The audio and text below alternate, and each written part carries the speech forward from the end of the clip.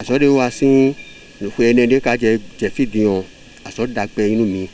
Aso nu koto de vi nu tawon be wa be vi tawon. E we ndo atoche kana Benin bo me de mla do. Nu duro nu me. E to se no to be piti be vi nu mi. We ko ayi ma chai blakele yo to te we gai male bon nu to te ba chai ya bo mi lu pe me mo po. E supprimer nu le bi. E firu mi ayi mi to chai bo mi no kanji atoko mi ndo ali débloyer fi de ma ko hu kun da ya bifu hu kun bo e do jele e kuna je fi de blanc do je ku to na wa ifa chublan mo fi lo e ku mo nu pe do mo e kalu biblo e ba je fi de butu ana bi o fi me so pe ko fi bi me ko e la so wa fu bo ndo jele me mouse le blo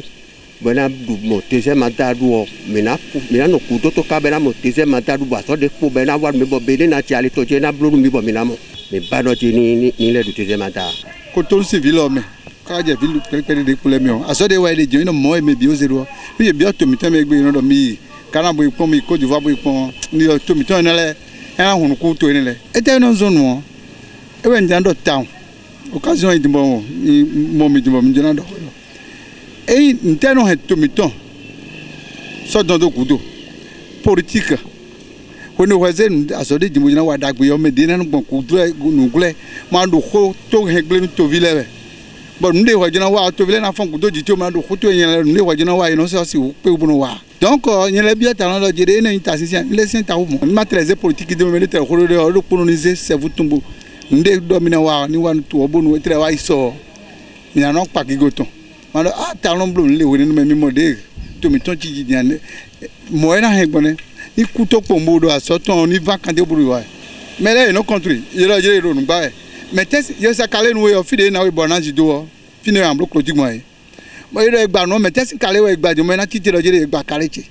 ima gba me sika ye na we no mi no leze ye no le gba barak do alito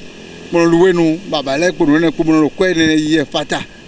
mais ka wala je hunuku sa ni gbomo o je ni de nu le simbo to ni hunuku e na fon gudo jitan da yin lo je de nu gba e ma mo ye mo ere de ofina ye ma gba me de sin koju we ye blo to nu kan le we gba sin bo ino do je Talon gba nu gba me de sin ho yo Talon gba me de sin ho ya ye o contrôler ne ta ni pe nu kun da so ton bo ma do to me de bo o nu ni le 5 ans e na blo ba mi e na la blo 5 ans de vodeji pour nous, pour me bimiser nous, mais le rocambia me des soumis, nous, qu'on a pondé tout le nature.